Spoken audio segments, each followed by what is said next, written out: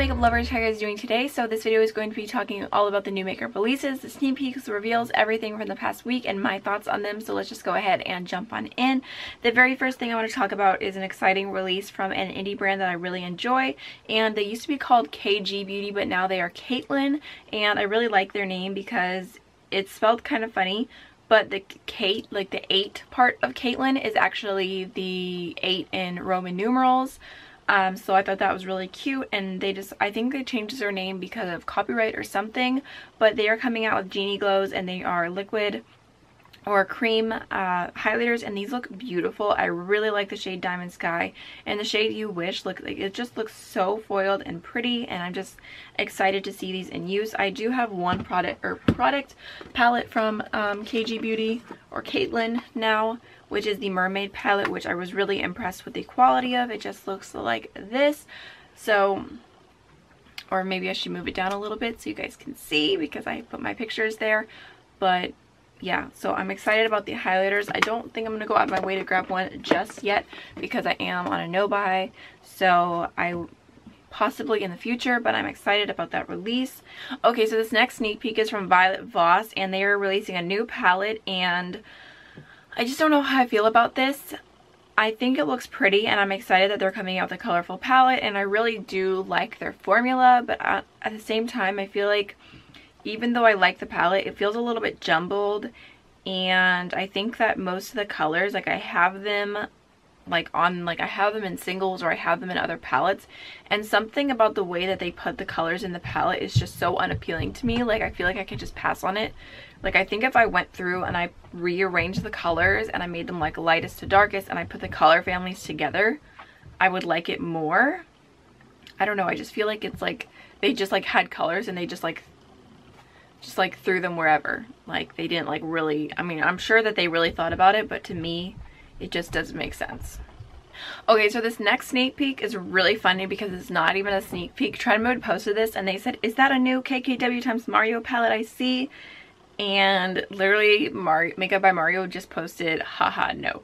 And I feel like it's so funny that nowadays we're like all so ready for sneak peeks that it like sometimes get misinterpreted. Like the other day I saw Norvina posted an eyeshadow look and she's like, "Just eyeshadows from my own collection, not a sneak peek," which I thought was funny because we're all just like waiting for more makeup to drop, like we need any more makeup.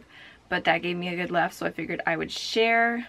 Okay, so one thing that I'm really excited about this week, Jacqueline Hill posted another picture of swatches, and I'm not sure if she's like just posting like row by row, like if she comes out with like another palette with Morphe, if it's just like 1 row, 2 rows, 3 rows, or if she's coming out with palettes and they're like little mini collections. Like I think it could definitely go either way, but the different collections kind of, there was like a really warm one, there was like a warm purpley one, and now there's like this cool tone like grungy one. I'm living for the colors here, and I feel like I'm just so excited to see what she's working and what she's coming up with because these look beautiful. And then something else that I think is super exciting, Juvias posted this sneak peek, and it's showing, I believe, some of their highlighters from their highlighter palette that is coming out soon. And these look so blinding and beautiful, and I feel like they're just gonna be so perfect for deep skin, and they look intense. So I'm very excited to see what the palette ends up looking like and to see everyone slaying in their highlight.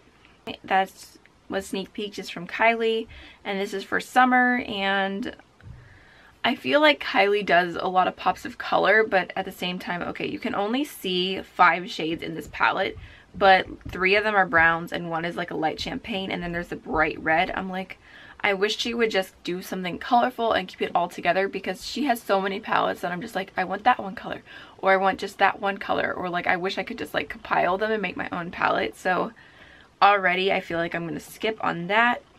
And then Urban Decay is coming out with an Born to Run palette, and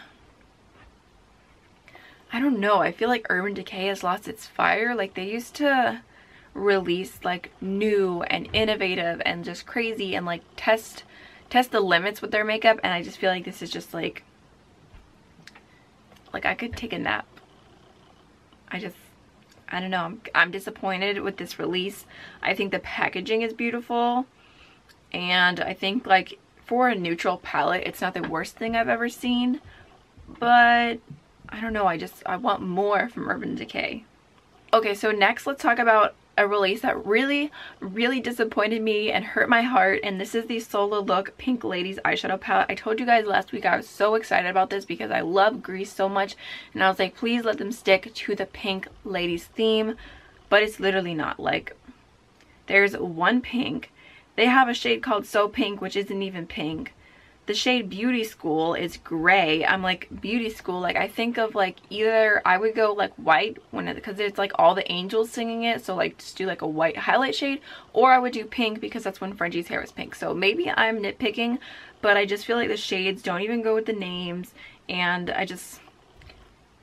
I'm so disappointed. I'm so disappointed by that palette. Okay, ooh, something else that I'm so excited about. Colourpop is coming out with a foundation, and I'm very excited because I think the color range is beautiful. I really like that it has a pump, and I'm definitely going to buy it when it comes out. I'm definitely going to test it out for you guys. But I feel like $12 for a Colourpop foundation, I feel like that's kind of high. I know it's not high in like the world of like drugstore. Like I have foundations from the drugstore that are $15, but I feel like Colourpop, like just because of everything else in their price range, like I just feel like $12 is a little high. Like I was thinking it would probably be like $10, which I know you're probably like, oh wow, like a $2 difference, but I don't know, I just felt like it was a lot, and I'm very curious to see how much product is in the Colourpop foundation, because like the Colourpop concealer, it's like way less product than other concealers. So if the foundation is $12 and it's only like a half an ounce, I'm gonna be so mad. So I will definitely keep you guys updated on that. And I was literally, okay, this is so funny because I saw the foundation release and I thought to myself, I was like, oh my gosh, I can do a full face of makeup using Colourpop except powder. I don't have powder. And then I swapped, like I scrolled down Trend Mood, one more thing, and it was powder. So I was like, oh my gosh, okay, Colourpop's coming out with powder. So I'll definitely try these out too. And I think it's smart that they're continuing to release new products. I thought it was kind of funny that the ultra glossy lips, when they came out with new formulas, they like teased and teased and teased, and then it was just like glosses, and then like now like out of nowhere they just dropped foundations and powders. So I thought that was kind of different, but I'm glad that I feel like there's a good amount of shades for everyone, and I'm just excited to try it out and do a full face of Colourpop except for mascara, but I'm pretty sure I can do everything else. So I'm very excited. And then another thing I wanted to talk about, this is the BH Cosmetics Aurora Lights palette, and I talked about this last week. I showed like little pictures of the palette and whatnot, but now they have posted swatches, and is it just me, or are the swatches so like disappointing and just mediocre? Like, I don't know, I feel like in the palette they look so vibrant, and the swatches, I'm just like, I could 100% pass on this. Also, Too Faced is coming out with some new lipsticks, and these are celebrating their 20-year anniversary, but all of these, they're just passes for me. Ooh, and another indie release, Luxe Beauty is releasing a palette called See Me From Space Drenched Highlighter Palette. It retails for $42. The inside is super cute. It says you are otherworldly beautiful, and it has 6 shades, and these look really cool. I appreciate that they have like little designs in them, like the little moon is so cute, and the swatches look really nice. So I think it looks nice, and I really do want to try something from Luxe Beauty, but no buy, and I have so many duochrome highlighters, and I may have accidentally bought the Dream palette from Anastasia Beverly Hills, so I need to contain it. So next, Beauty Bakerie. They already came out with blending eggs, but they kind of switched it up a little bit, and now their blending eggs are going to have 3 blue ones and 3 pink ones. The pink ones are the original, and I saw reviews that they are a little bit hard, and then the blue ones are supposed to be a little bit softer. So I think that's really good, and still it's such a great deal. 6 blending sponges for $18, and the hard ones you can definitely still use for like what's it called, for baking and different things, and then just use the soft for really blending in. So I think that's a really good deal, and if I order from them, I'll definitely grab those. And the last thing I have to talk about this week is from Shop Hush, and this is from Face Candy Makeup, which I'm not sure if they're cruelty-free or not. Either way, I'm not buying this palette, but I just think it's hilarious that they came out with a dupe for the Tartelette Icy Betch palette, which I can only imagine how much the people at Tarte are literally like slapping themselves in the face now for not coming out with that palette themselves. Like, they had a golden idea and they turned it into a joke, and now so many other companies are using this as a model and making lots of money. So I feel like the people at Tarte must feel really stupid right now, but I think this is really cool. You can get the entire thing for $14, and I think it's awesome. I have the one from Sydney Grace Cosmetics, which I really like the quality of their eyeshadows, and I really like their customer service, and they're a cool indie brand. So that is my version of that palette, which I've seen people do it with Coastal Scents Hot Pots, and Davina Cosmetics did it as well. So if you guys wanted to grab that and you didn't want to have to get singles or do anything extra, then that's a great way to try, or to kind of get that color scheme that Tarte teased. So I believe that's everything from this week. There really wasn't quite as much. It was definitely a slower week, thank goodness, because I'm trying to save money.